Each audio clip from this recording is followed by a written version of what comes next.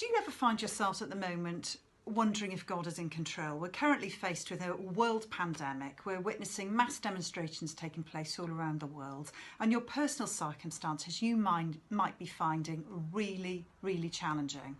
Well, I just finished this book called You'll Get Through This: Hope and Help for Turbulent Times by Max Lucado, and I must say it's been a great encouragement to me, and it's a book that I'd recommend that you would read, and it's based on the story of Joseph in Genesis chapters 37 to 50. And I want us to think about Joseph this morning. I want us to think about these questions. Is God working in our waiting? As we're waiting to return to school, as we're waiting for the scientists to find a vaccine, as we're waiting for justice to reign on earth. You know, who can we look to in our own personal challenges, and who can we trust? Now, a couple of weeks ago, I found myself asking these very same questions. My two boys were playing outside on the trampoline. They were playing trampoline football. My younger child went in for a slide tackle. He missed the ball and he landed in my eldest son's face. On that Saturday morning, Ben's face blew up, and we found ourselves in 3 different hospitals, 3 different A&Es from 9 o'clock in the morning, and we returned home at 9:30 at night. Now, if I'd woken up that morning, I wouldn't have said, oh, I know what I'd love to do today, spend 12 hours in A&E in the middle of a pandemic. That's what I'd like to do with my son. But actually, that's what life circumstances threw at me that day. And it's actually how we respond and who we're trusting at those times and who we're looking to. And so after many scans, we realised that Ben had an orbital fracture, but the danger part for us was waiting. It was waiting from Saturday to Wednesday, because fractures can move, and they didn't want it to become what's known as a trapdoor fracture. That's where part of the eye muscle falls through the fracture, and it can cause permanent damage to your eye movement and eye for the future. It requires surgery, emergency surgery. And so we were waiting from Saturday to Wednesday to see if Ben required that surgery. And to my relief and to great answers to prayer, on that Wednesday, after we'd been to East Grinstead Hospital, they assured us that it was a normal orbital fracture. But it's made me think about this book an awful lot and about Joseph's story. Now, Joseph, if I can summarise quickly, he was familiar with injustice, brotherly betrayal. He was on the receiving end of hatred. He went through hardship and difficult circumstances.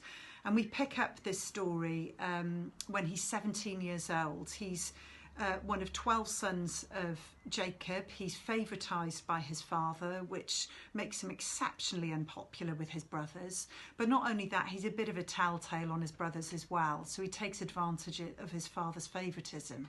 His father one day asks him to go out and send a message to his brothers who are out tending the flock, and he's on his way there. And because he's been given this beautiful ornate robe, they can see him coming, and the brothers are filled with such hatred towards him that they actually plot to kill him. And so they throw him down this pit, this cistern. They then see traders come by and they sell him into slavery. He's then sent to Egypt. He's placed in Potiphar's household. Potiphar has a wife. He does so well there. He's handsome and he catches the attention of Potiphar's wife, and he resists her temptations, and he flees and he runs, but he leaves his robe behind. And Potiphar's wife then accuses him of sexual assault and harassment, and Joseph now finds himself in a different pit. This time he's in a prison. But Joseph has a steadfast, rock-solid faith in God. He's been given dreams, and he's been given the gift of interpreting dreams. And whilst he's in prison, he's able to interpret dreams of Pharaoh's cupbearer and baker, and he interprets them correctly. And then years later, when the cupbearer is in the presence of Pharaoh, who's had this very vivid dream about 7 years of great abundance for the nation of Egypt to 7 years of famine, he requires somebody to interpret this dream, and Joseph is released from prison to interpret this dream, and he interprets it so well that Pharaoh puts him in charge of everything in Egypt. So he's one beneath Pharaoh himself. So he literally has gone from pit to palace. with so much in between, but this has happened over the age of 22 years. And that's a long time, and that's through lots and lots of ups and downs. So I just wanted to consider now, what can we learn from Joseph? The first thing we learn from Joseph, through all his pits, all the challenges, all the betrayals, the injustices, he never gives up. So please, can I encourage you, whatever you're going through, never give up. Okay? God had a plan. He was in control. He had a plan for Joseph. It took many years. He had a plan and he had a purpose. And he placed Joseph from that pit to teach him humility through suffering, which is always exceptionally difficult, to put him in a position of great power in the palace so that he could rescue his brothers and his father and all of God's people in the future. It went from pit to palace. So never give up. God has a plan. Joseph, secondly, had a steadfast and unshakable faith in God. He remembered God's dreams to him. He remembered God's promises to him, and he stood firmly on those promises.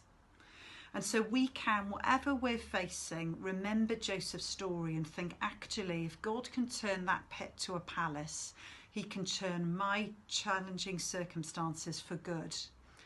And there's a verse in the Bible which says this, and it says, you intended to harm me, but God intended it for good, to accomplish what is now being done, the saving of many lives. And in this whole period of Joseph's life, you could say he lived in the most dysfunctional family in the Bible that we read about. Sibling rivalry, hatred, bitterness, plots to kill, lies, deceit, all sorts of horribleness.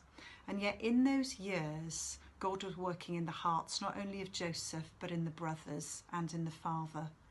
And so years later, when Joseph's brothers had to go to Egypt because they were facing famine and ask for food, Joseph saw them, recognised them, forgave them, and had such mercy and compassion upon them that he gave them food in abundance, and he reconciled those relationships. So God brought God's people, Jacob and all the sons, to Egypt, to a land of plenty, to be provided for and to grow and to take care of them.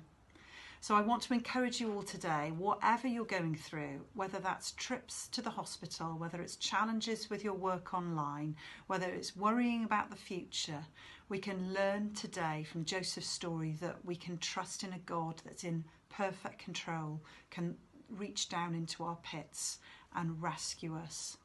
And we see that in a greater story that's in Jesus. Jesus was sold for 30 pieces of silver. He was betrayed by Judas. He faced injustice. He was persecuted. He was whipped. He was scorned. He was mocked. He was spat upon, and he was placed on that cross to die. And yet 3 days later, he rose again, defeating death. And so if we find ourselves in a pit, let's look up to the one who rescues us from the pit, our own pit. And that's to our Lord Jesus Christ. May God bless you today. May he shine his face upon you, and may he give